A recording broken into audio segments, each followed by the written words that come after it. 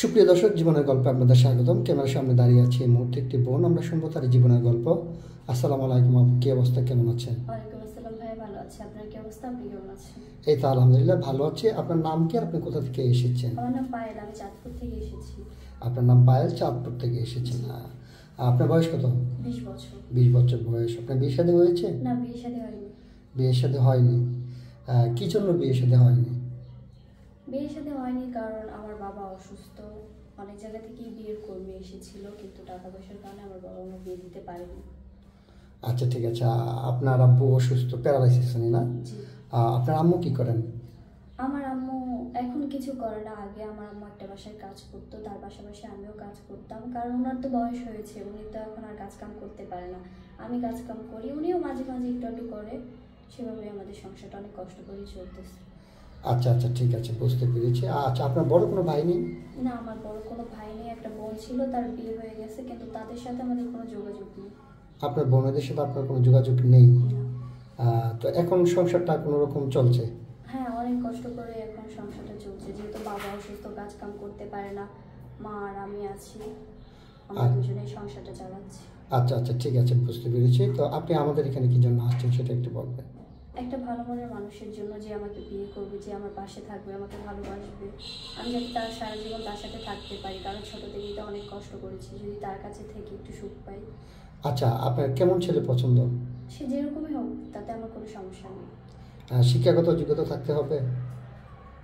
না থাকলেও চলবে, কারণ আছে না, কিছু কিছু মানুষ আছে যেরকম ওইরকম অবস্থায় তারা পড়াশোনা করতে পারে না। যেরকম আমি যদি আজকে না পড়াশোনা করতে পারতাম, তাহলে কি সে আমাকে গ্রহণ করতো না? অবশ্যই করতো। আপনার শিক্ষাগত যোগ্যতা কতটুকু? এসএসসি পর্যন্ত পড়াশোনা করেছি। এসএসসি পর্যন্ত এসএসসি পর্যন্ত পড়াশোনা করেছেন? আচ্ছা ঠিক আছে আপু, এখন কথা হচ্ছে আপনার সাথে যোগাযোগ করবেন কীভাবে? আমার তো পার্সোনাল কোনো ফোন নেই, যোগাযোগ করতে হলে আপনাদের মাধ্যমেই করতে হবে।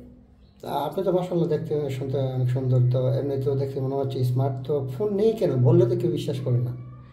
আমার একটা ফোন ছিল, কিন্তু বাবা যখন অসুস্থ ছিল তখন আমি সেটা বিক্রি করে দিয়েছি। আচ্ছা আচ্ছা ঠিক আছে, বুঝতে পেরেছি। তো সুপ্রিয় দর্শক, এই মুহূর্তে দেখতে পাচ্ছেন ডিসপ্লেতে একটি নাম্বার। এই নাম্বারটি হচ্ছে আমাদের ইউটিউব চ্যানেল কর্তৃপক্ষের নাম্বার। যদি কোনো ভাই পায়েল আপুর দায়িত্ব নিতে চান, তাহলে ওনার একটা ছবি স্ক্রিনশট মেরে পাঠিয়ে দিয়ে আমাদেরকে ভয়েস করবেন। আমাদের প্রতিনিধিরা আপনাদের সাথে যোগাযোগ করবে। কেউ অযথা অডিও কল, ভিডিও কল দিয়ে আমাদেরকে বিরক্ত করবেন না, তাহলে আমরা ব্লক করতে বাধ্য হব। আচ্ছা ঠিক আছে পায়েল আপু, এখন কথা হচ্ছে আপনাকে যিনি বিয়ে করবেন ওনার বয়সটা কেমন হলে আপনার জন্য ভালো হয়? 40-45 যদি হয়? আমি তো বলেছি, সে যেরকমই হোক, তাতে আমার কোনো সমস্যা নেই। বয়স ডাজেন্ট ম্যাটার নাকি? জি, কারণ বয়স্ক লোকেরা অনেক ভালোবাসতে পারে, অনেক মানে তাকে অনেকটা কেয়ার করবে, সে আমাকে বুঝবে, আমার পাশে থাকবে। আচ্ছা আচ্ছা, আপনি সুন্দর কথা বলেছেন। বয়স্ক লোকেরা স্ত্রীদেরকে অনেক ভালোবাসে, সেটা আমি জানি।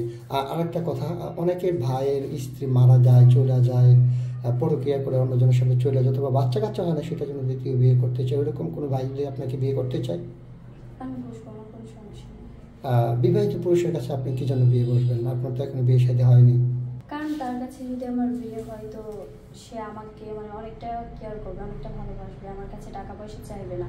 একটা অবিবাহিত ছেলের কাছে বিয়ে হলে সে আমার কাছে যৌতুকের টাকা চাইবে বা আমার সাথে খারাপ আচার আচরণ করবে, কিন্তু সে সেটা কখনো করবে না। তার সবসময় এটা বুঝতে হবে যে আমার প্রথম স্ত্রী চলে গেছে, এখন সে দ্বিতীয় স্ত্রী, আমি তাকে ভালোবাসবো, তাকে আমি কখনো কষ্ট দিব না বা তার কাছে কিছু চাইবো না। আচ্ছা আচ্ছা, আপনি সুন্দর কথা বলেছেন।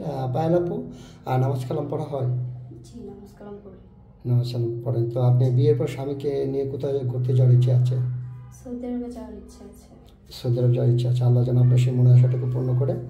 আপনি ভালো থাকবেন, সুস্থ থাকবেন। আল্লাহ হাফেজ।